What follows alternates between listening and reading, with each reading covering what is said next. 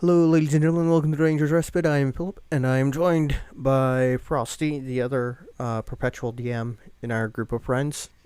Hey. Um, and so I've got a one shot coming up, and a campaign that will follow after it. That's set in a world that I ran a game in for how many years? It was only 2 years, right? It was probably a little more than two. Yeah. That was going to go much longer, but life happened. Um, uh, Two of the players had a kid together, so Yeah, and D&G just kind of falls by the wayside. yeah, it's not as important as a child. Strange I as that don't may I, seem. I don't know about that. um, but anyway, why don't you tell the audience about Ildus? Just sort of Okay. like basic background, so that they have a little bit of context to the stories. So, Ildis was first designed as a character for a one-shot Philip was running called All Gnome Hit Squad, Yeah. um, where we were going to play. Everyone was going to play a gnome, and it was going to be fun. So everyone wanted to play the thieves or the Dexy characters, the casters, The other because no two one wanted their. the other two players that I had who actually were like really interested. One of them wanted to play a wizard, and the other one wanted to play a an arcane trickster rogue. Yeah, so no close-up fighters. Yeah, So I bit the bullet and then built a gnome fighter. One of the I think it's actually like from the base book the least played combo. I think I saw a graph. probably. I mean, it wouldn't surprise me. I think gnome barbarian would probably fall slightly lower. But That that's only because nobody multi-classes barbarian. Yeah, fair enough. Um, but anyway, after that, uh, that That fell one through. shot fell through. I basically had like a year to sit on and develop this character and come up with a dense backstory, and basically that year provided me enough time to make this character great. Oh yeah. She's like super developed and like a really rich character. So, for those of you who don't know her backstory, she's a gnome princess. Her given name is Lorelei Charkin. Um, but her younger sister called her Ildis, which is the gnomish word for eldest, and she called her younger sister Eunice. Um, so when she ran away because she didn't want the throne, that's the name she went by, Ildis Littlefoot. Um, so And how did she get the Lilfoot name? Out of curiosity, or is that no? That was just a generic, common gnomish name, wasn't it? yeah, it was the equivalent of like a smith or whatnot. Yeah. She was just like, I'm a gnome, Littlefoot. Yeah. Yeah.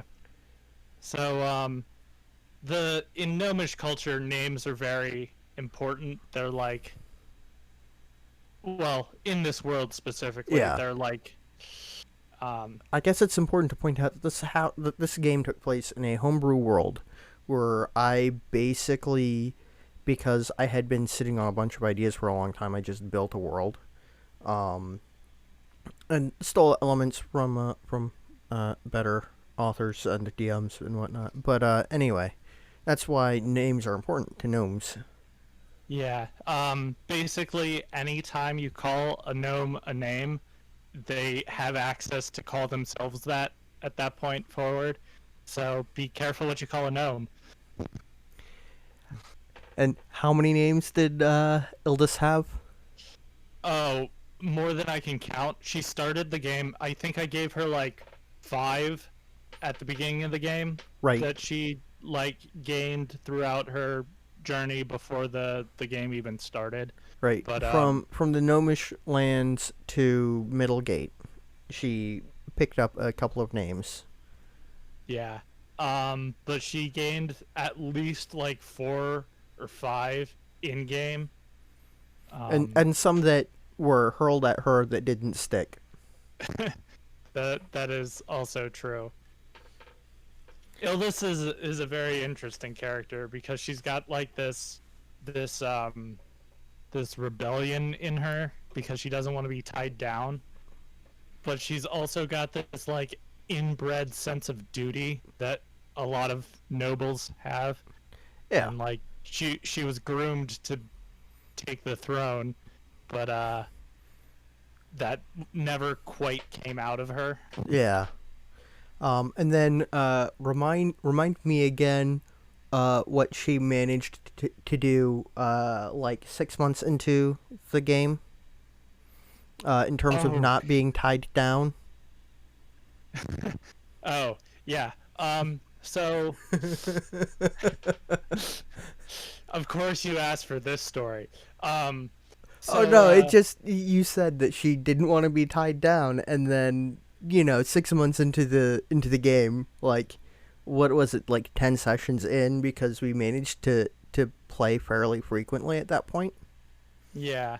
Um, are you asking about the goddess of death bit No, but specifically? no, I was thinking of um the chief of the mining union in Oh Yardsfall. yeah.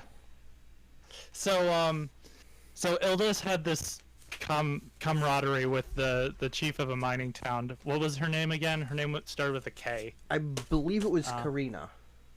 I think you're right. I'm Um, looking for the Yardsfall maps now.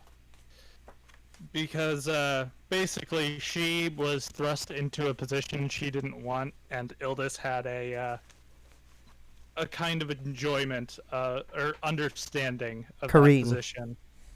Kareen, yeah.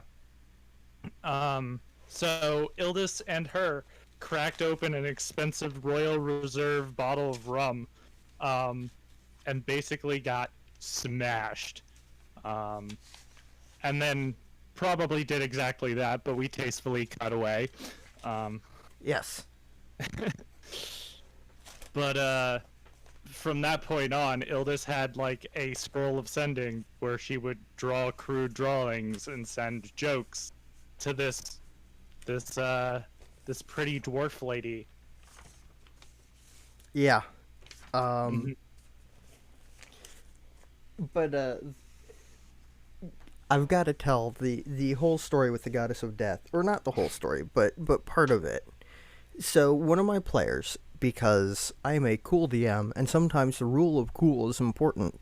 One of my players was a warlock who had the literal goddess of death and the afterlife vacationing in his head. So like she would critique his spell casting ability, give him advice that wasn't always good advice, made fun of him quite frequently. Um, yeah, just usual warlock patron relationship stuff, right? Um, and for a brief period, because she needed to access all of her power, she vacated her position inside of his head to become corporeal on the mortal plane and destroy an extremely powerful magic artifact that literally the only reason it could be really truly destroyed is because a literal god did it. The problem was because she wasn't in her home plane, that used up pretty much all of her power temporarily. So she was stuck in corporeal form in the mortal Basically plane. mortal. Basically mortal at that point. Yeah, basically mortal. I Yeah. have her stats jotted down on a notebook page in a file over here. Nice. She did not have unlimited hit points. Just putting that out there. Oh, I'm pretty much aware. And uh,